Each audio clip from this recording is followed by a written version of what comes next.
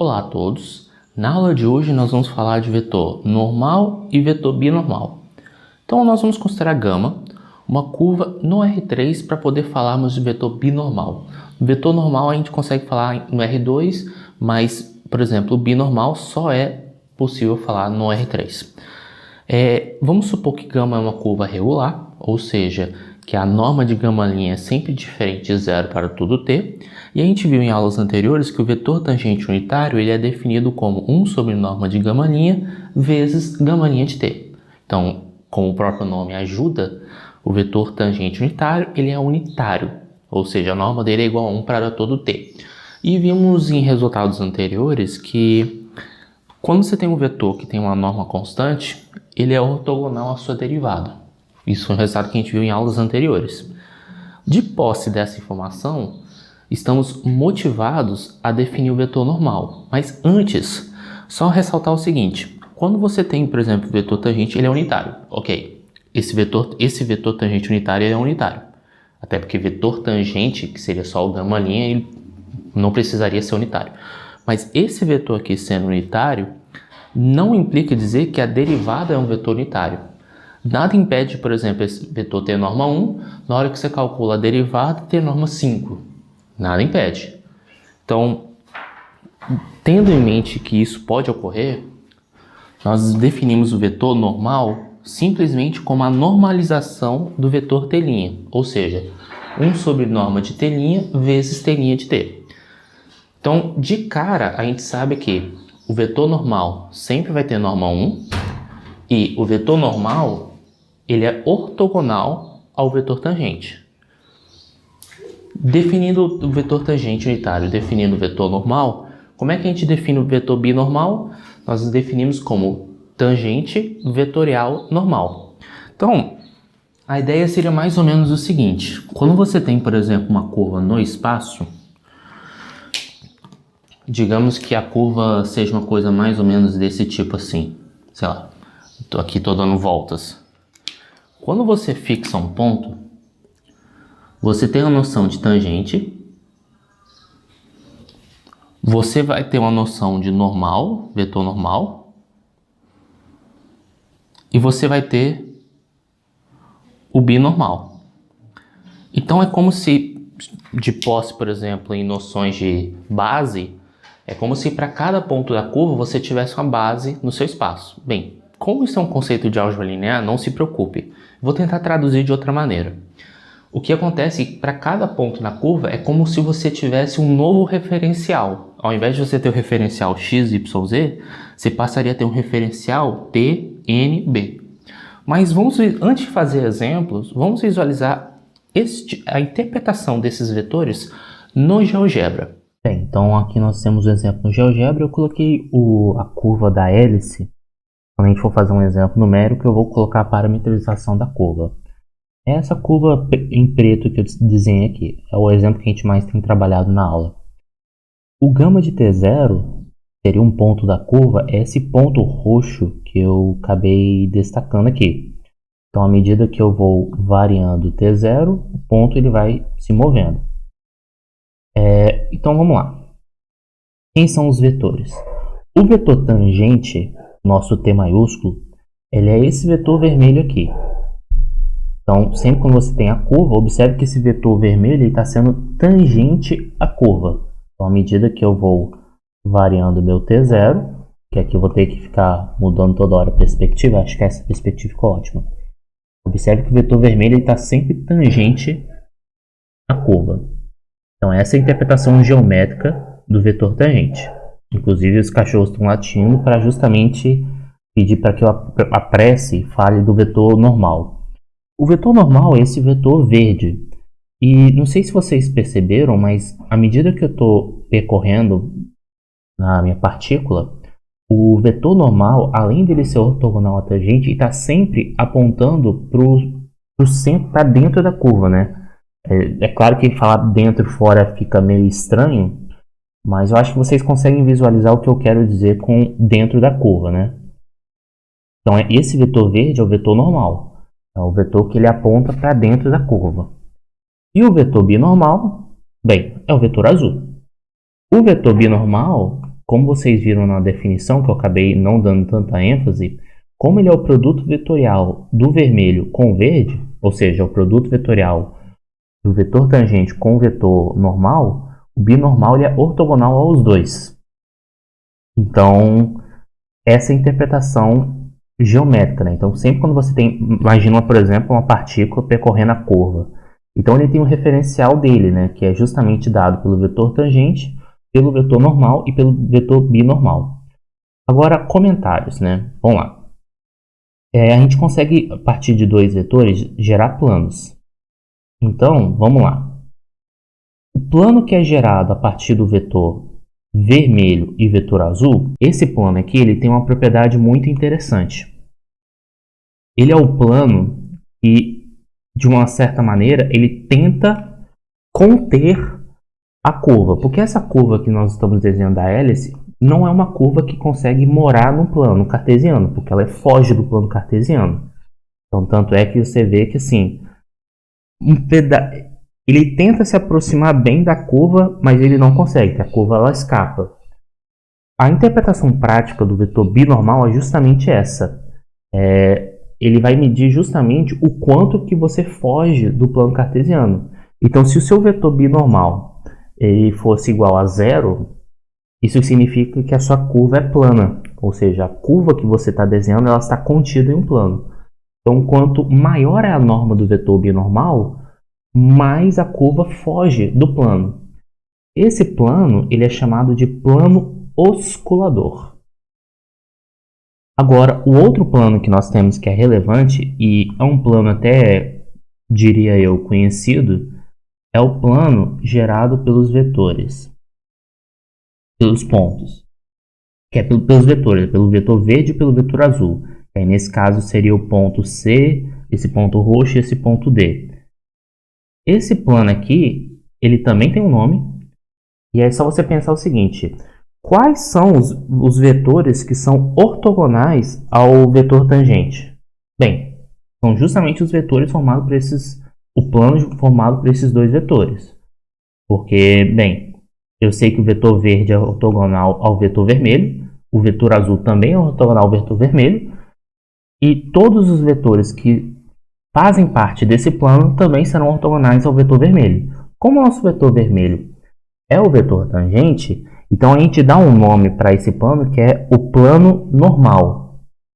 Então o plano normal é nada mais nada menos que o plano que consiste em todas as retas que são ortogonais a T, ou seja, qualquer reta que você desenhar em cima desse plano será ortogonal ao vetor tangente. Então, um resumo aqui. O vetor tangente, o próprio nome diz, né, que ele é tangente à curva. O vetor normal ele sempre aponta para dentro da curva, e o binormal ele mede o quanto a curva está saindo do plano. Então, se o vetor binormal é zero, isso significa que a curva está contida em um plano. Então, agora que já, vamos dizer assim, conseguimos visualizar geometricamente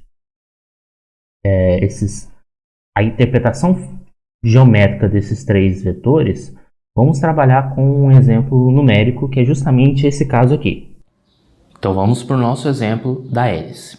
Então a parametrização da hélice é o cosseno t, seno t, t. Eu vou calcular os vetores tangentes, tangente unitário, normal e binormal, usando esse ponto. Então apenas nesse ponto para facilitar as contas. Então a primeira coisa que a gente precisa fazer é calcular gama-linha. Então, gama-linha de t vai ser o quê? Menos seno t, cosseno t e 1. Agora, nós precisamos calcular gama-linha no ponto, porque a gente quer calcular o vetor tangente unitário nesse ponto, só que para você gerar esse ponto, você tem que calcular para t igual a π sobre 2. Então, gama-linha de π sobre 2. Por que π sobre 2? Porque quando você troca o t por π sobre 2, aqui realmente dá 0, aqui dá 1 e aqui dá π sobre 2. Então, gama-linha de π sobre 2 vai dar menos 1, 0 e 1. Agora, nós vamos escrever a fórmula do vetor tangente. O vetor tangente unitário, vou colocar aqui em cima, no ponto, no instante π sobre 2,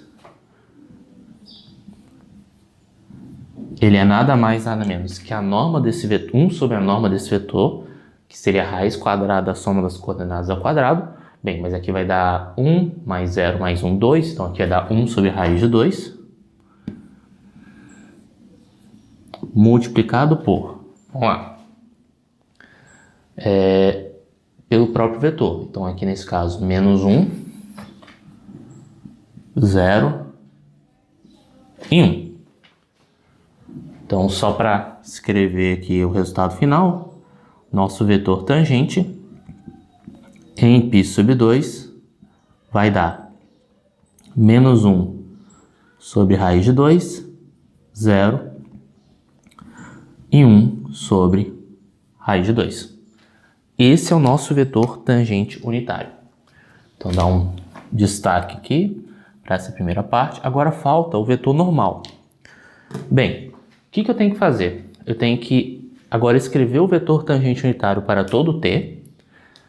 Então, tem que escrever o t maiúsculo de t, que aí vai ser 1 sobre a norma desse vetor. Só que se vocês observarem direitinho, aqui vai ficar raiz quadrada de seno ao quadrado mais cosseno ao quadrado mais 1, que vai dar 2. Então aqui vai ficar 1 sobre raiz de 2 multiplicado pelo próprio gama'. Então, menos seno de t cosseno de t, 1. Porque agora eu vou ter que derivar esse cidadão para achar a direção do vetor normal. Então, a derivada desse vetor,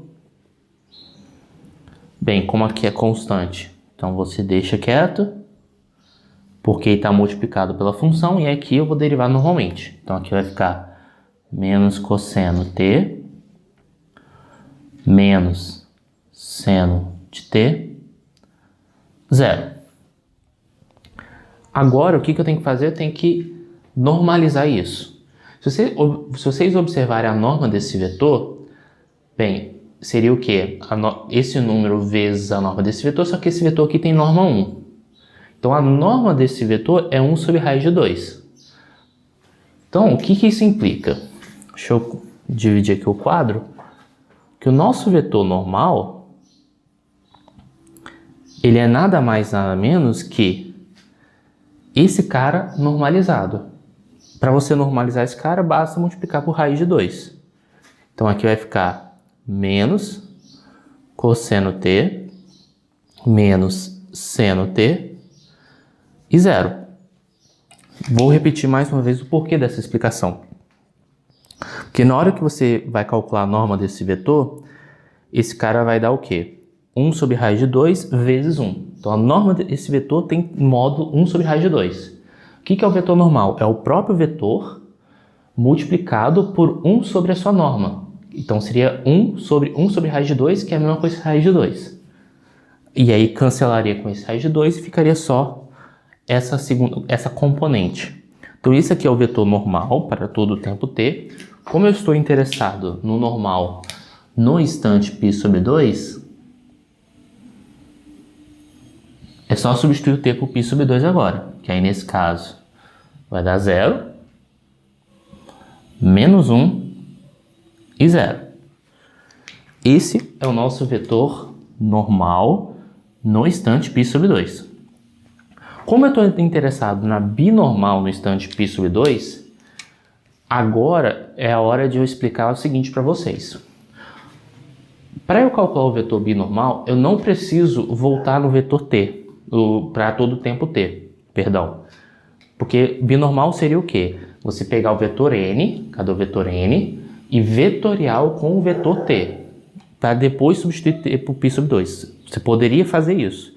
Aqui não precisa, porque como é nada mais nada menos que o produto vetorial, e o produto vetorial você só precisa daquele valor de t, então você já pode pegar esses dois vetores diretos e calcular o produto vetorial. Por que eu não posso fazer a mesma coisa no vetor normal, né? Que nem aqui. Vamos recapitular o que eu fiz. Eu comecei o exercício com gama, calculei o gama'. Depois que eu calculei o gama', eu troquei o t por π sobre 2 e achei o vetor t. Por que que daqui eu não posso chegar aqui direto? Porque eu preciso, para você falar de vetor normal, você precisa de derivada.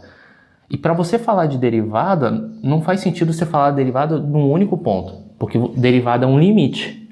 Então por isso que eu tive que voltar do π sobre 2 para um t genérico, trabalhar com o vetor tangente com o t genérico, derivar, normalizar para achar o vetor normal e aí substituir. Agora, para o vetor binormal, já posso trabalhar com o produto vetorial direto. Então, apagando o quadro aqui.